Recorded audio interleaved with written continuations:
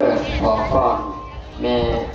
ขอก่อนมาที่ลาของด้วยญาติพี่น้องหมดทุกคนเนาะพอก่อนมาที่ลาพร้อมด้วยญาติพี่น้องหมดทุกคนรวมเป็นเจ้าภาพอาจจะเล่นพรเขามาถวายหลักเงิน2 บาทให้พระอาจารย์บ่เท่าบุญเบ่งต่อไปครอบครัวพอสมพงษ์แม่มาริดาศรีสวัสดิ์เจ้าภาพหลักเงินครอบครัวพอสมพงษ์แม่มาริดาวิสวัสดิ์เจ้าภาพหลักเงิน1 บาทกาเกี่ยมไปเด้อเจ้าแม่เด้อ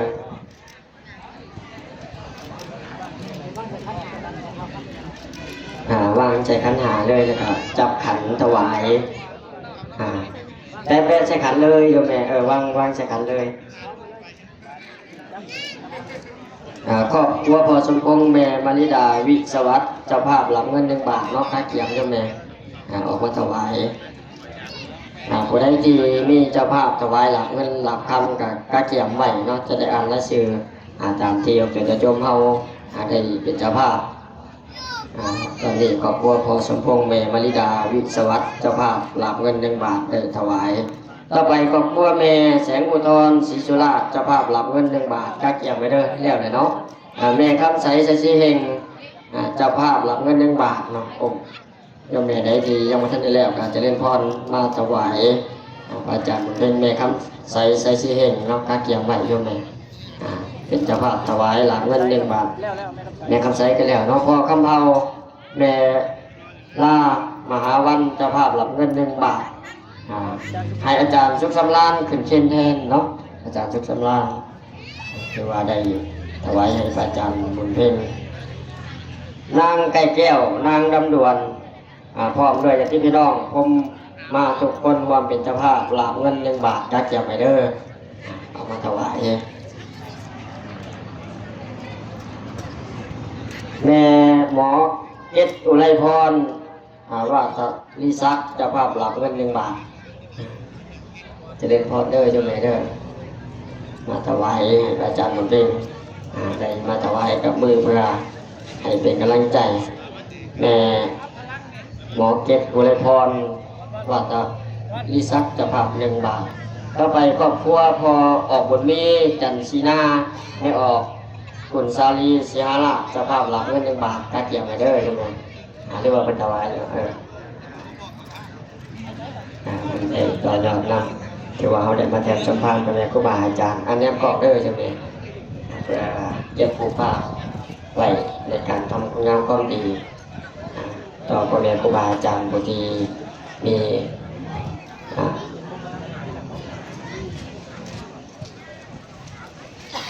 พอออกลุงอรุณพงศรีสัตนาไม่ออกดาราเพชรมาริวงศ์พอออกสุริศักดิ์แก้วทวีศักดิ์ปอกครอบครัวจะภาพหลับเงิน1 บาทกาเขียนเด้ออันนี้มาก่อนใช่ไหม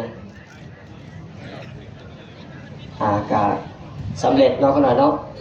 บอกลุงอรุณพงศรีรัตนา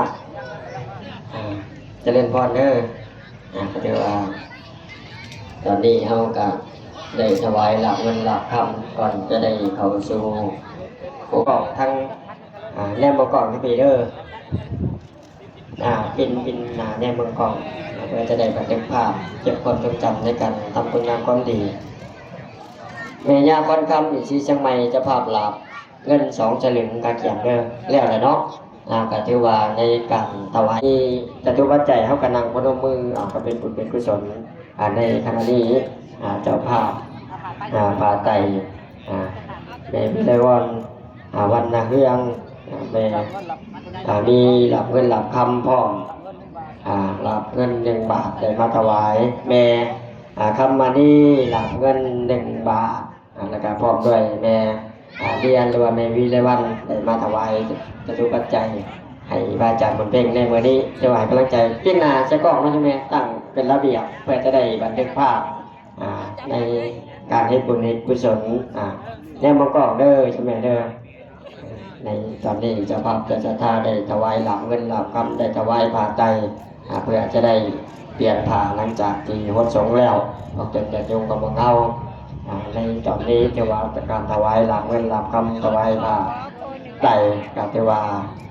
สำเร็จพิธีมอดจากท้ายที่เราพ้นกันได้ยมเนี่ยหรือว่า อ๋อจะมาจะหนึ่งเนาะอะไรแต่กล้องสามารถสั่งได้เด้อสั่งได้ว่าให้ยกเมย์ไปนั่งทางไหนเด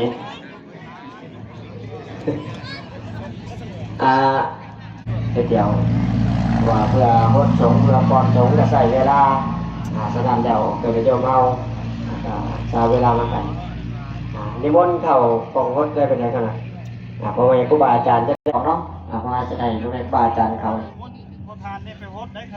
เอสักยานังดันทิวัตโนเอวังตวาปัตโตปะโมทันเตไม่ออกเข้าขึ้นรถได้เด้อขึ้นทางเดียวเนาะขึ้นทางเดียวลงทางเดียวเพื่อกำชับเวลาบ่ให้อ่างเนาะออกตัวในย่อมขึ้นรถได้เด้อแต่ว่าตั้งแถวกัมมังวาจากัมมังปะทาทิกัมปะทาทิกัมมะโนกัมมังเตสาธุออกตัวญาติโยมเฮาขึ้นรถได้เด้อขึ้นทางเดียวลงทางเดียวอีแม่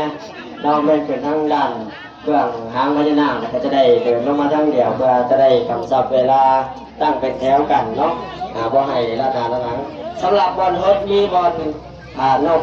กินนารีบอลเดียวเด้อออกเป็นโยมเฮาบอลหางพญานาคบอลเดียวหลังจากพระสงฆ์แล้วเขาก็เตรียมตั้งแถวเพื่อจะได้แถมสมพันธ์ให้พ่อแม่ครูบาอาจารย์ที่ได้เมตตามาร่วมในงานจะได้มีพ่อแม่ครูบาอาจารย์ที่ว่าเขาได้เฮ็ดบุญเฮ็ดกุศลนำสงฆ์หมู่ใหญ่ถ้าพวกนี้ปัจจัยเขาก็นั่งพนมมือเนาะอนุโมทนาสาธุอ่านกันเป็นบุญเป็นกุศลที่เขาได้มาเห็นพ่อแม่ครูบาอาจารย์หลายองค์หลายท่านหลายพ่อแม่ครูบาอาจารย์มาจากทิศทั้งสี่มาจากเมืองสองคอนเมืองอัศพรทางสวรรค์นาเขตมีแต่ครูบาอาจารย์ผู้รักผู้ใหญ่สนั่นแล้วเมื่อชงแล้วก็มาตั้งแถวเด้อเป็นโยมเฮาตั้งแถวรอขาปอนสงฆ์หรือว่าแถวชมพานพ่อแม่ครูบาอาจารย์พอออกเข้าเนาะทางอนุกรรมการเสลียงงามเอาไปไหว้บอลใหม่แต่พอเนาะเพราะว่าจะได้ตั้งแถวนะครับเพื่อไหว้ตั้งทางบอลเอาไปโยมเฮาจะได้ขึ้นรถสงฆ์อาจารย์บุญเพ่งก็ถือว่าเมื่อนี้เอาได้มาให้กำลังใจในการรถสงฆ์พ่อแม่ครูบาอาจารย์ที่นำมาสั่งสาพัฒนาคือว่าอาจารย์บุญเพ่งเป็นการรุ่นใหม่แต่ว่าในการสั่งสาพัฒนาแต่ว่าได้มาอยู่วัดนกโกมเขาก็เห็นเนาะ2 ปีที่ว่าสั่งศาลาหลังบัดใหญ่เท่าที่มีความศรัทธาต่อพ่อแม่ครูบาอาจารย์เอาเป็นจะเยอะมากขึ้นเด้อเราก็ต้องอธิษฐานอย่างหลายโยมแม่เอาอธิษฐานจิตใจเขาเป็นบุญแล้วที่ได้มาฮดเปิดมาฮอดแล้วฮดเลยถอกลงเลยเอาเป็นโยมเขาถือว่าได้มาร่วมเฮ็ดบุญเฮ็ดกุศลกันหลายหน้าหลายตาหลายบ้านหลายซองมาให้กำลังใจอาจารย์บุญเพ็งนี้ในการเรียนเพิ่นได้เรียนจบสาขาปรัชญาเพิ่นมีความรู้ความสามารถที่พัฒนาสร้างสาวัดว่าศาสนาของพวกเฮาเป็นลูกศิษย์ลูกหาของพระอาจารย์บนดอนราชพลลูกศิษย์ลูกหาพระอาจารย์บาลีก่อนอะไรพระอาจารย์สรศิลป์ลูกศิษย์ลูกหาพ่อแม่ครูบาอาจารย์ในสวรรค์นาเขตเฮาที่ได้อุปถัมภ์คำสู้ในการเรียนที่ผ่านมาย้อนพ่อแม่ครูบาอาจารย์ในความสำคัญในด้านกำลังคิดกำลังใจด้านทุนทรัพย์ต่างๆนอกจากนั้นก็ได้จากตัวใจโยมเฮาที่ช่วยกันอุปถัมภ์คำสู้เฮ็ดให้พ่อแม่ครูบาอาจารย์ประสบผลสำเร็จทั้งด้านการศึกษาหรือว่าด้านการศึกษาระดับปริญญาโทสาขาที่เป็นได้มาบทพานออกจนญาติโยมของพวกเฮาสนั่นแล้วก็ให้นั่งพนมมือของเฮาในการเฮ็ดบุญเฮ็ดกุศลตั้งนี่เลยโยมแม่ต้นหน้าออกต้นหน้าไปเลยทั้งอาจารย์ตะกะแตนมาจัดไว้ในทองเนาะแนะนำมงคลโยมเฮาตั้งเป็นแถวก็บ่ให้ห่างกันมาได้เด้อโยมแม่พอดีครูบาอาจารย์ย่างได้อยู่วางกลางเพราะว่ามันจะบ่ได้งวกไปงวกมาฉะนั้นแล้วพอดีให้ครูบาอาจารย์ได้ย่างอนุกรรมการเฮาก็เกี่ยมไว้เด้อสำหรับสงยางดำก็ดีไว้ต้อนรับสงครูบาอาจารย์เผื่อมันเต็มเนาะแต่แกในว่าเฮาก็เกี่ยมน้ำกันสำหรับตัวอย่างมาไว้ต้อนรับนี่เอาเตือนญาติโยมบางส่วนก็ฮดสงแล้วก็ตั้งขบวน เพื่อจะได้ผ่อนของพ่อแม่ครูบาอาจารย์แต่ว่าเป็นต้องประเพณีอันดีงามในการแถมชนบ้านให้พ่อแม่ครูบาอาจารย์ในพิธีวัดสงฆ์ออกจนจะโยมพอดีไปงานวัดสงฆ์ก็จะได้เห็นเนาะในงานเทราพิเศษวัดสงฆ์นี้ออกจนจะโยมกับบังเฮาถือว่าเป็นบุญเป็นกุศลพระอาจารย์บุญเพ่งก็เป็นพระพัฒนาได้ออกจนจะโยมเฮาเป็นพระนักพัฒนาได้มาอยู่น้องกรมของบังเฮานี่ตามถามพอออกไม่ออกบ้านน้องกรมกับบังท่านได้เคยเห็นจักเทื่อว่าศาลาทำบ้านในเพิ่นได้นำมาสร้างสำหรับเพิ่นเฮ็ดห้องน้ำกับเดือนเดียวห้องน้ำอยู่ทางด้านข้างศาลาของทำนี่เดือนเดียวก็ถือว่าสำเร็จอันนี้ก็ย้อนความสามารถของเพิ่นที่ได้นำพาออกจากโยมเฮาสร้างสาพัฒนานอกจากนั้นกับทางบ้านน้องกรมเฮาก็ได้ทางเปตงก็ได้นำพาออกจากโยมเฮาสร้างสาพัฒนาฉะนั้นแล้วเป็นบุคคลที่หาได้ยากที่ยังหนุ่มยังน้อยเลยได้นำพาสร้างสาพัฒนาฉะนั้นสิ้นลูกหาพระอาจารย์บุญดอนราชพลก็ได้เป็นแบบอย่างในด้านการสร้างสาพัฒนาหรือทางนาคราเพราะเป็นผู้บาอาจารย์หลายองค์มื้อนี้เป็นก็ได้ให้ความเมตตาให้กำลังใจหลายออกจากญาติโยมบรรดาปอดทั้งบ้านเกิดเมืองนอนเพิ่นก็ได้มาเต้ามาโฮมกันถือว่าเป็นบุญเป็นกุศลก็ให้กาเกียรติเด้อในโยมเฮาปอดของพ่อแม่ครูบาอาจารย์ตามกำลังศรัทธาหรือว่าบ่มีเฮาก็ได้มานั่งพนมมืออนุโมทนาสาธุเอาเป็นบุญคำพางจนญาติโยมเฮาสร้างสาพัฒนาอีกในเฮาก็มาให้กำลังใจเนาะก็ถือว่า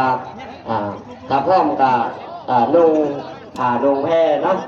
ทางบาอาจารย์สามารถมาพัฒนาบ้านเมืองเขาบอกเฮาที่เฮาได้เห็นฉะนั้นแล้วเกินญาติโยมชาวบ้านหนองกงปฏิบัติใจสิริใจเพียงสามารถว่าทำความสู้บันเดอร์ในการเทศลาให้มันสำเร็จเพื่อจะได้ให้พระอาจารย์บนเพ็ญมีกำลังใจขอบคุณญาติโยมเฮาได้มาร่วมอนุโมทนาได้มาฝากจัตุปัจจัยสัญญาทานต่างๆก็คือดังที่เราเห็นพระอาจารย์บนเพ็ญบุมีนรสิงห์เพิ่นได้สร้างศาลาองค์กรรมหลังวัดใหญ่ก็ถือว่าออกจากญาติโยมเฮาก็มาอุปถัมภ์คำสู้นอกจากเฮาคนสงฆ์มันแล้วก็มีปัจจัยสัญญาทานเฮาก็มาร่วมสร้างศาลาให้เพิ่นได้ตลอดบ่แม่นแต่มือคนสงฆ์เด้ออกจากญาติโยมเฮามีกำลังศรัทธามียามใดเฮาก็มาร่วมบ่โลดเนาะตอนนี้พระเดชพระคุณญาติตอนนี้ถือว่าเป็นพระมหาเถระที่อยู่ในสวรรค์เขตของเฮาอยู่วัดหลัก12ของเป็นโยมเฮาไปมาหาแวพระเดชพระคุณญาติแถวนี่อ้อมศาลาเลยเด้อเป็นโยมเฮาเพื่อความจบความงามในอ้อมก็จะได้ให้พระแม่ครูบาอาจารย์เดินเป็นพระเดชพระคุณญาติน้องศรีตอนนี้คือจะโยมหลายผู้หลายคนได้มาต่อมาร่วมกัน